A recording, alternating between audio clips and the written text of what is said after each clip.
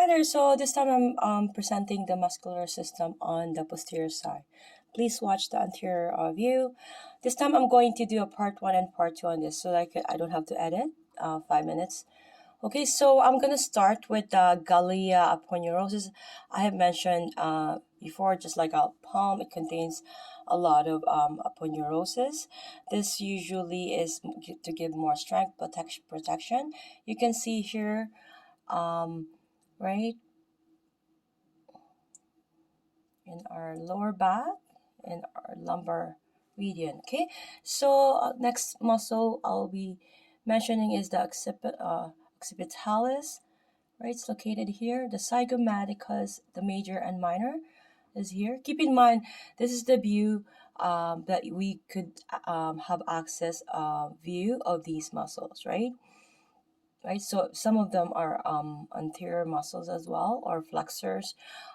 Keep in mind, flexors usually on the upper part of the body is in the front side, and I mentioned in my previous video that we were growing in our mother's womb and in a flex position, and most of our strength is in a flex position.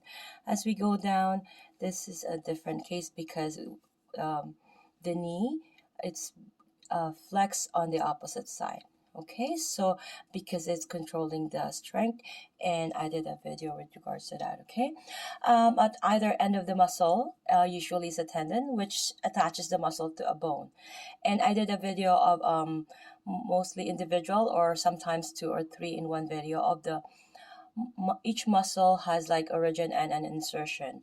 So this origin is an attachment to the more stationary bone usually, right? And then the insertion is the connection to the more mobile bone. So you have to simplify those or categorize them so that this will be easier on you. Okay, so that you'll know by heart what muscle and which, and we know the location, and are we touching the area of the arteries and all that. We have to know all of that. There are 639. I've mentioned in my other video that we have 600 over 650, under 650. I said that because I've forgotten the exact number, but according to Trail Guide of the Body, it's 639, and this is the most amazing anatomy book I I could even think of, because it will really make you understand and remember muscles, bony landmarks, right, and all the arteries and veins. Okay, so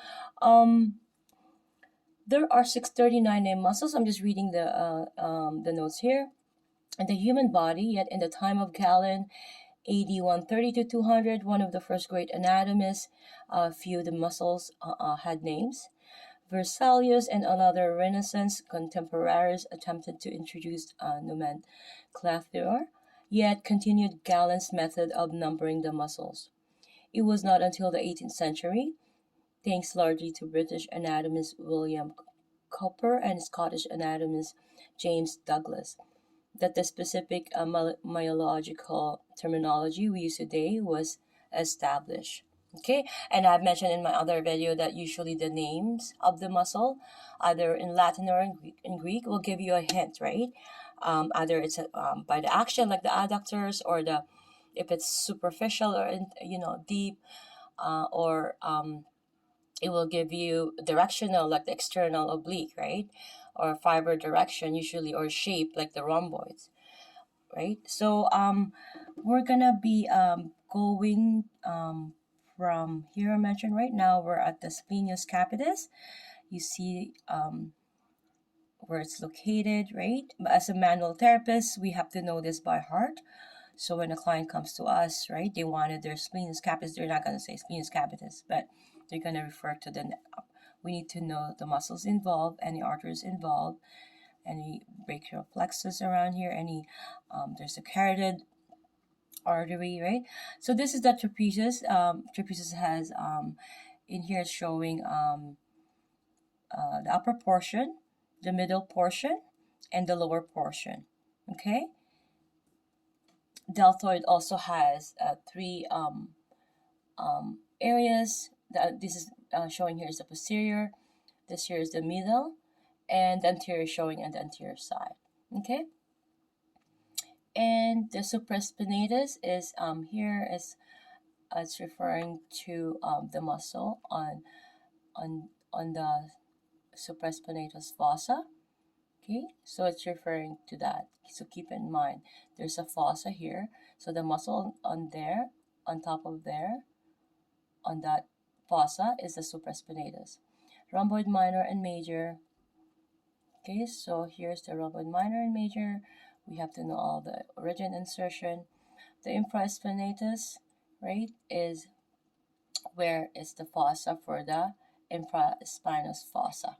Okay, again, it's referring to where it's located. Is there's a fossa there, and that's it's called infraspinatus.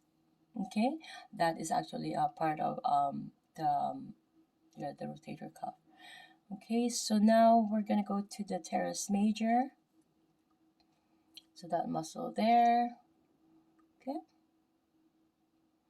and the latissimus dorsi. This is the swimming muscle. You see how it's attached to the thoracolumbar aponeurosis, right? This big aponeurosis here, and this one is usually hypertonic for swimmers. And I'm going down to the internal oblique. There is an external oblique, but it's not showing here on the posterior side. Okay, so now I'm going to be going to the brachioradialis. Sorry, it's in this muscle here, triceps brachii. This is the one I mentioned in the anterior view. This is the antagonist of the brachii, but if you're doing an extension, this becomes the agonist, and biceps brachii become the antagonist because it's an integrated approach, just like the whole body. It's an integrated, right? So a muscle can only contract and relax, and it could also pull, and it can't push. Okay, so keep that in mind. And for this one, internal oblique here, right? I've mentioned that. And gluteus minimus. This is they took out the gluteus maximus here. See that? Okay, before I proceed to that, I'm just going to mention the external carpi radialis, longus, and brevis, the flexor carpi ulnaris, extensor digitorum. Okay, so piriformis, this is very interesting muscle because sometimes when this is being compressed, it's giving that sciatica, nerve pain usually, but it could not be sciatica. It could be just a compression of that piriformis. Okay, that's a deep muscle. That's the main, the only main lateral rotators. Okay, so quadratus femoris, one of the go muscles. These are all lateral rotators. Gluteus maximus, they are cut and reflected, as it says here in the book. And this is a trail guide for to the body, the best anatomy book there is, and also Palpation, and it also for any bony landmark. Vastus lateralis, I have mentioned this before, that lateralis is the outer part, medialis is not seen here, cannot be seen in the posterior view.